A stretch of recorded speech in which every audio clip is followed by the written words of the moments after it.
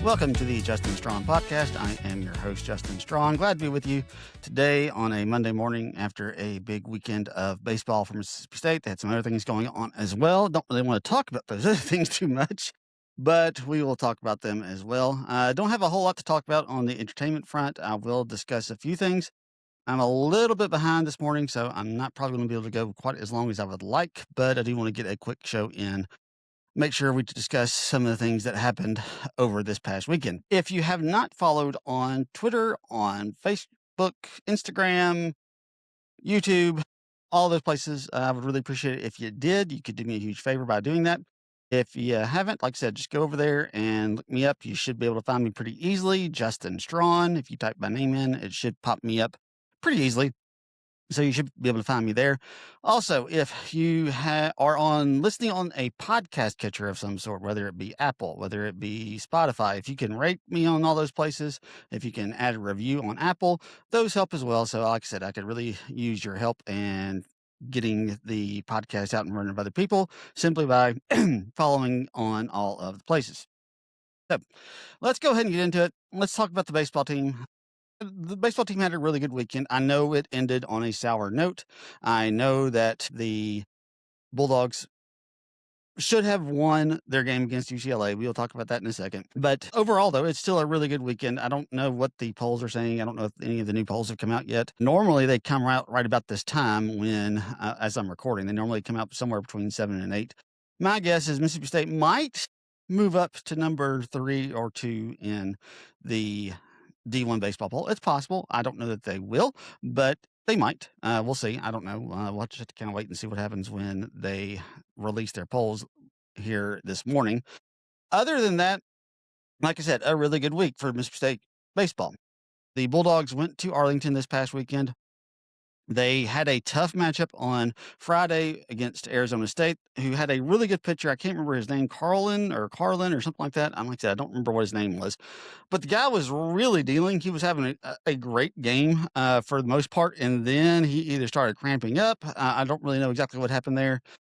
And he had to come out of the game. The Bulldogs were starting to get to him a little bit. And once he came out of the game, Garrick Fry hits the 3-run bomb. Mississippi State goes up 4-0. And for the most part, that game was out of reach. On Saturday, the Bulldogs took on Virginia Tech and did pretty much what we thought they would. They had a chance to run rule them, and they gave up some runs there in the bottom half of the 8th, and they ended up giving up a few more in the bottom half of the 9th and ended up winning, I think 15-8 was the final score. And then that led us to Sunday, where Mississippi State took on UCLA. The Bulldogs end up losing in 10 innings, 8-7. And like I said, we're going to talk about that 9th inning here in just a little bit. But for the most part, like I said, a really good weekend. The Bulldogs took on a good Arizona State team, and they ended up beating them.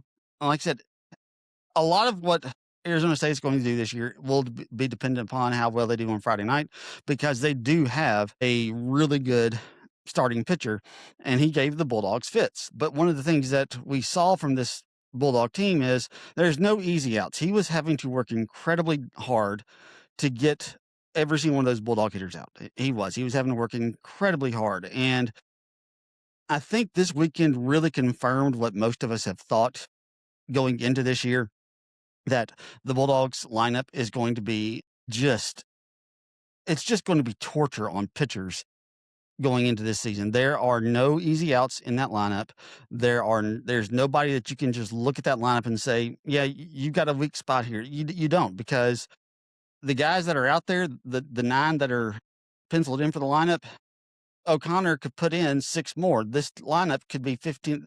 This batting work is 15 players deep. If you want to have a bad game, if you're not feeling it one day, it could cost you your starting spot, because there's another guy sitting there behind you waiting and chomping at the bit to get in the lineup and prove that he can play. So that's one of the great things that Mississippi State has going with this lineup this year, is the players just don't have any opportunity to take a day off. They've got to put their best effort in and day out. Now, that doesn't mean that if somebody has an over game, like Ace Reese had an over 5 day on Friday, that doesn't mean that Coach O'Connor's going to sit somebody who goes over for one day. But if they get into an extended slump, he's probably going to have to sit somebody and put somebody else out there because he's got other guys who can contribute and who can play for this team. So that's the thing that I was just very impressed by this weekend is it basically it confirmed what so many of us have thought about this Mississippi State baseball team in 2026 is the lineup is incredibly deep, just tons of talent, tons of depth, and trying to get through this lineup unscathed is going to be very, very difficult for any pitching staff. And that remains true. I mean, Mississippi State, I think the best example is that, I know they put up 15 runs or however many runs it was on Saturday, but the Sunday game against UCLA, I think really showcased that depth and showcased what they're capable of as a lineup because they end up going down 3-0. And lots of times when you get down by more than 2 runs, a lot of people think, oh, well, this game's over. There's no way that they're coming back. Mississippi State comes back. They end up tying the game. They end up taking the lead 4-3, and then they get an insurance run off the Noah Sullivan home run in the bottom half of the 8th. But then they give up. They get the 2 outs. They have a hit by pitch. And then I don't remember who it was for UCLA that hits the 2-run bomb. I mean, it was a no doubt or two. It was just a bad place that Ben Davis put that pitch, and it was gone. So let's go ahead and talk, though, about the Sunday game. Mississippi State should be, I think, 12-0. I think that's what I think they played 12 games. I can't remember. But they should be 12-0. They should. They were robbed. I'm not going to sit here and try to tell you anything different that they were robbed. Now, I will say this. I don't know what Coach O'Connor said after the game. I'm sure he met with media, and my guess is he's probably told them, there were 1,000 of other things that they could have done differently that could have resulted in a different outcome of that game besides one blown call on a 3-2 count in the bottom of the 9th. Because if you didn't watch the game, Mississippi State loads the bases up with just 1 out.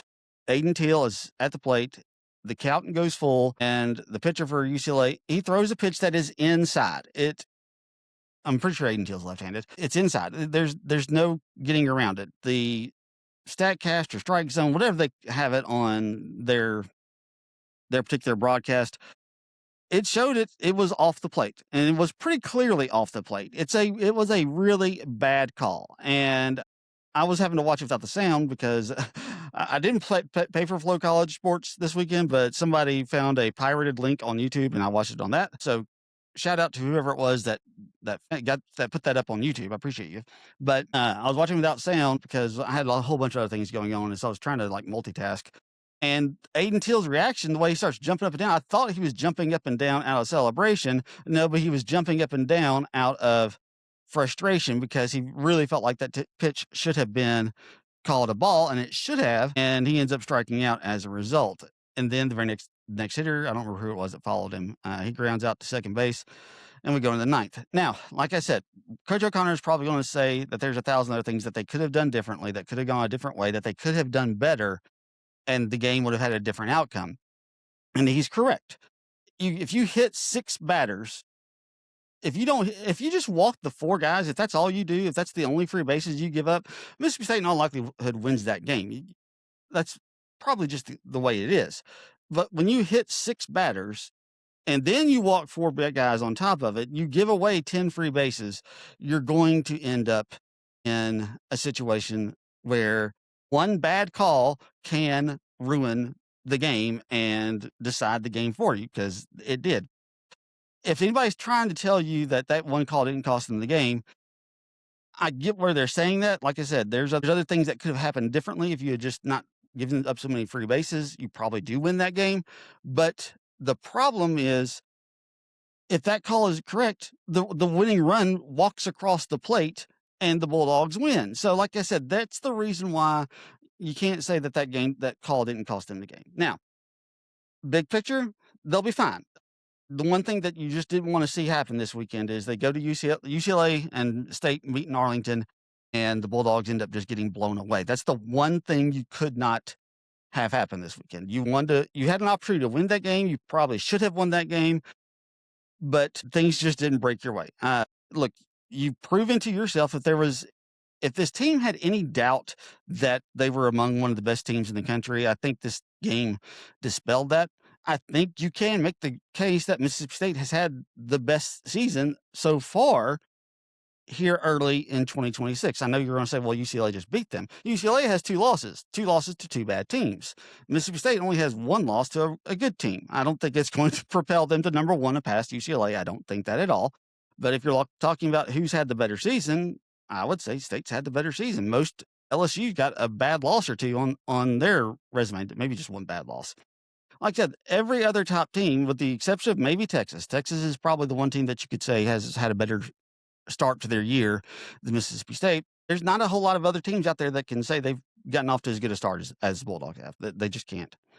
I talked about on Friday with the Major League Baseball season getting ready to get started, the ABS system, because I saw a lot of people saying, bring on the robo-umps. Yeah, we're not getting robo-umps in college baseball for a while. It's just not going to happen. They're introducing the ABS system in Major League Baseball this year, but it's not going to happen for college baseball for a while. It's just not. If you haven't done any research or reading into what it takes to get the ABS system implemented in Major League Baseball, you'll see that it's just not going to happen in college baseball anytime soon. Now, could it happen at like the conference level? Sure. I wouldn't be surprised if the SEC tried to find some way to implement it for conference only games. Could it happen like at the NCAA tournament? It could. They might find a way to implement it there, because what has to happen is you have to have all the cameras and all that type of stuff set up, but you also have to have sensors on home plate. You have to have every single player that is going to be, their balls and strikes are going to be judged on who's batting. They have to be measured to a precise amount. Major League Baseball players, they have to show up to get measured, and they had to showed up to get measured at a certain time between, I think, 9 and 10 o'clock in the morning. And the reason they do it at that time is because apparently you shrink by a few millimeters throughout the course of the day. And like when you go to sleep at night, you get those millimeters back and your body's constantly adjusting. I did not know that, but I found this out when I was reading about the ABS system. But so you have to get measured. They have to get measured twice. If they are more than a few millimeters off, not inches, not centimeters, millimeters. If the two measurements are more than just a few millimeters off from each other, they do a third one, and then they just take an average of the three.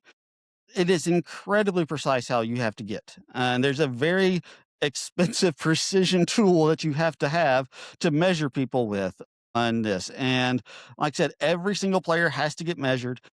This isn't going to happen in college baseball anytime soon. Like I said, maybe at the SEC level, if SEC wants to invest in it, because there are some teams like Mississippi State, like LSU, like Ole Miss, that actually do make money off of college baseball, then maybe they might want to introduce it for their conference games only. And like I said, maybe for the NCAA tournament, every team that is going to be in it, they might implement it for that, where they come in, all the players get measured on the day they arrive for the tournament, and then you implement it that way. But ABS isn't going to be solving this problem for college baseball anytime soon. And the college baseball umps are not good.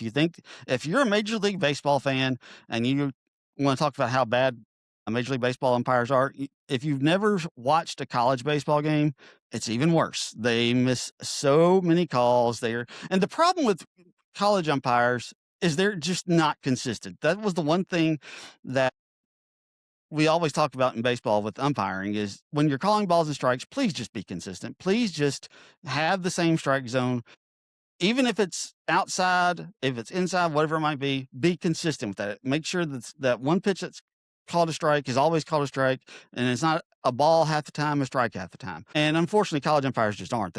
They are not consistent at all. And I would love for them to be able to get the ABS system for college baseball, but I don't see it happening anytime soon. I really don't. But we can always hope and pray, but we'll just have to kind of wait and see on that. So, look, Mississippi State has another tough challenge on Tuesday. They go to Southern Miss, and basically, if you win that game, and my guess is Southern Miss is probably going to be a top 10 team when the polls are released this morning. But if you win that game, you've got a top 10 matchup And if you can win that one and then take care of business this weekend, you're going into the Arkansas series with just one loss. And that's a really good place to be. Arkansas, look, they're a good team. They're talented, but they had a rough week. They lost to Arkansas State in the midweek, and then they lost to UT Arlington on Friday. I think they won the last two games of their series, but they had a rough week. And, you know, there's a lot of teams that have rough weeks this week, and it wouldn't be, you feel it's probably as good as you have at any point about this Bulldog team having success.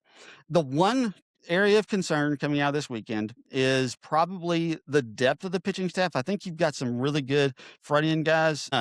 Your Friday night and Saturday night, I think you're good with Valencius or Valencius. I don't remember which one. There's two brothers that have the same last name, and they are pronounced differently. I don't know why that is, and for whatever reason, I can't remember the Friday night starter off the top of my head. Sorry, guys, I'm terrible with names. But you feel great with those two guys. I think you feel pretty good with Duke Stone on Sunday as well. I know he didn't go deep into the game, but when you start getting to Sunday, if you can get, around 5 innings out of your guy and give up, 2 or 3 runs on for a Sunday starter, that's pretty good. And that's about what you want from your Sunday starter. And he should be able to do that without too much of an issue throughout most of this season. So I'm not too terribly worried about him.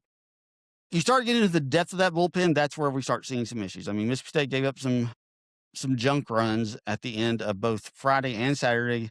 Jack Bauer, he gets into the game. He's going to be good. He really is. He's got the stuff, and we have seen it.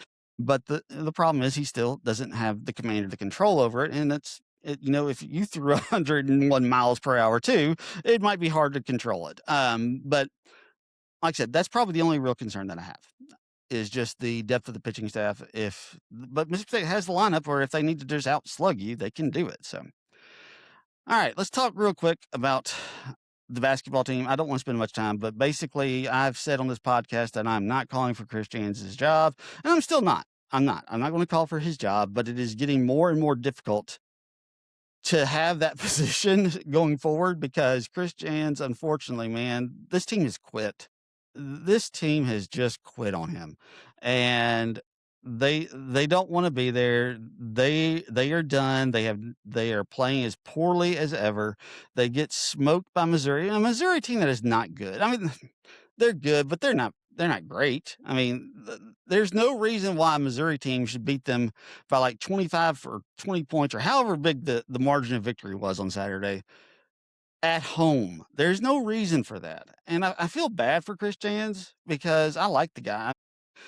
He took a team to the tournament his first year here that had no business being in the NCAA tournament. They just didn't. They weren't that good. They weren't that talented, but he got so much out of them, a lot more than most other people could have. And I feel bad for the fact that he's going to be put on the hot seat next year because this team is not good at all. And like I said in the past, if we're relying on the transfer portal to fix this for Mississippi State, that's dangerous because up until this point, very little has worked in the Bulldogs' favor in terms of the transfer portal. It's the reason why the Bulldogs aren't doing well this year is because they had to rely heavily on the portal, and a lot of the guys that they were counting on just aren't playing that well. Jaden Epps has been pretty good, but he hasn't been great here recently. Achor has had moments. Quincy Ballard has been terrible. I mean, he's had a game or two that's been pretty decent, but he's just been absolutely awful, and that's probably the biggest reason why this team just is not good.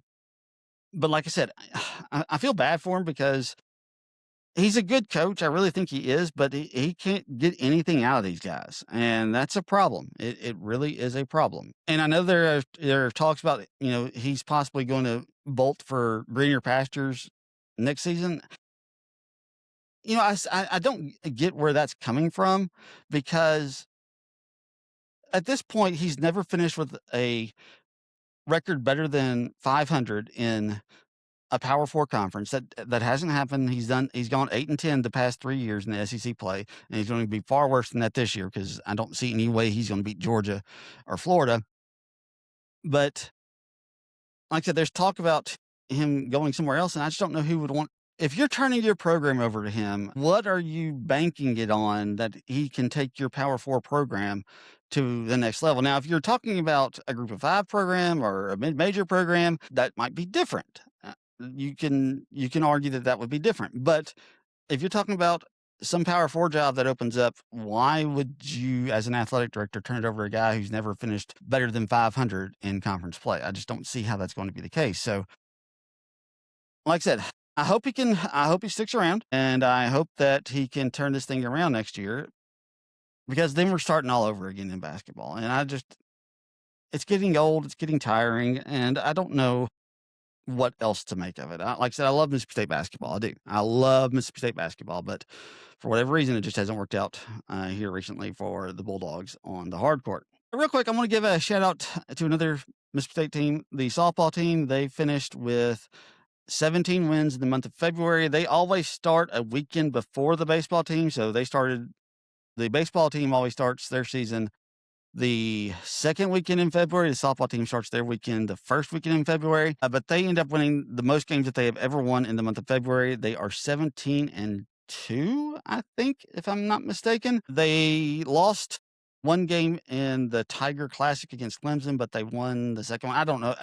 It's a weird tournament. I don't really know exactly how it works, but they won that event. That's all I know. I saw a graphic showing where they actually won it.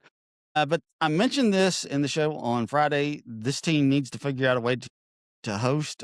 We're getting ready to start. I think they start SEC play this coming weekend. This is going to be the big challenge for them going into this weekend. Is they've got to step up and find a way to be like top half of the SEC. So like being fifth or sixth or somewhere around there. Because if they can be like in the top half of the SEC standings, then they are probably going to end up as a regional host. I would love for them to be one of those top 8 seats. I mean, that is very much on the table. They were number 12 coming into this week. I don't know what's going to happen to their ranking after this week is over, but I would love to see the Mississippi State softball team get a chance to host a regional and put News.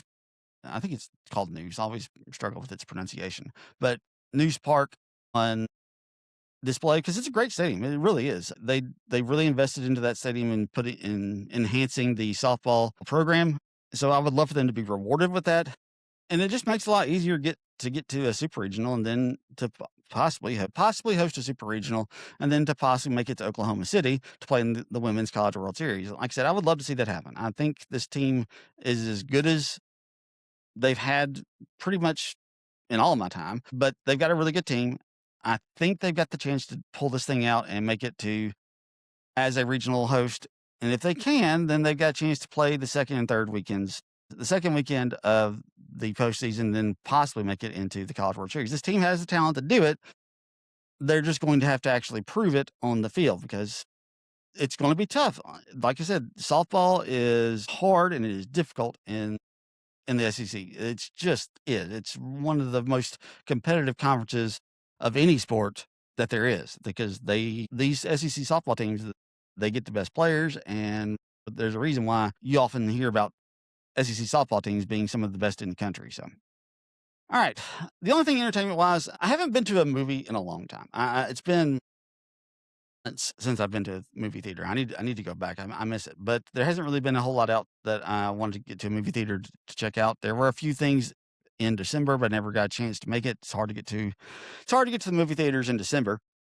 But we've got a few I think this could be a pretty good year for movies. There's always this talk about, the state of movies, the state of the box office, and, what's going to happen to movies, because we just don't get the huge box office numbers that we once did. A movie breaking $1 billion doesn't happen that often anymore. It used to happen quite a bit, but it doesn't happen that often anymore. But I think we've got the chance to have some really pretty big weekends.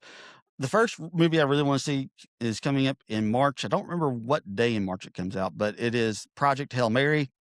This looks really, really good. It's based off of a book, same guy who wrote The Martian, that was done in film a few years ago. It starred Matt Damon. I don't remember when it came out, but Project Hail Mary is the first one that I'm really looking forward to seeing. Sci-fi, looks great. If you haven't seen the trailer, you might not want to. They put a couple of spoilers from the book, from what I understand. I have not read the book, but they put a couple of spoilers in it that some people were kind of disappointed in, for people who have read the books. Like I said, if you haven't seen the trailers, I would recommend not seeing the trailers at this point. But I'm very excited to see it. The Super Mario Brothers movie. That movie is going to make $1 billion. Super Mario Galaxy is coming out. I love I'm a huge video game fan. I will go see it. I will be there with all the kids seeing it. I have no problem with that whatsoever. I'm looking forward to that. It's going to be fun. The first one, it was not a great, spectacular film, but they really got the vibe of what a Super Mario Brothers movie should have been. It felt like Super Mario Brothers. And that's what you're supposed to do when you make a movie on a video game. You're supposed to make it feel like the video game. And they did a great job of that in the first one. And I expect them to do that with this second one as well with Super Mario Galaxy. It should be a good one as well. Some other big movies coming out this year that have me looking forward to. I'm looking forward to The Odyssey.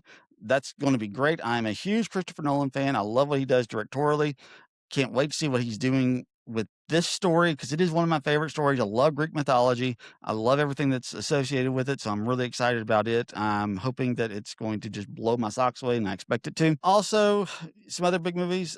At the end of the year, we got 2 big ones coming out on the same day, which I hate. I haven't been to the 2 movies in the same day in a long time, but this might be the first time in a while that I do it. Avengers Doomsday is coming out. It's the next Avengers film. And Dune Part 3, I think that's what they're calling it. I don't think they're calling it Dune Messiah. It will be coming out as well. And I'll be very interested to see how that does. Unfortunately, I really don't like the fact that Dune bought the exclusive rights to the IMAX theaters, to the IMAX screens for that. I would have liked to have seen. I don't go to an IMAX screen, but there is a movie theater close to me that has a much bigger. It's called the Movie Experience Theater. I don't remember, but Malco is the local theater of the Memphis area, and they have what's called their MXT experience at a theater that's close to me. And I'd hope to see both of them in that particular theater, but because neither Disney nor Warner Brothers is willing to budge off of that date in December, only one of them can have it, and Dune has bought out the rights for it, and I really hate the fact that they did that because, like I said, I would have liked to have seen both of them on the biggest screen possible, but that's just not going to happen this time around. So, all right, guys, it's time for me to do my actual job. So I appreciate you guys coming in. Until next time, we'll talk to you then.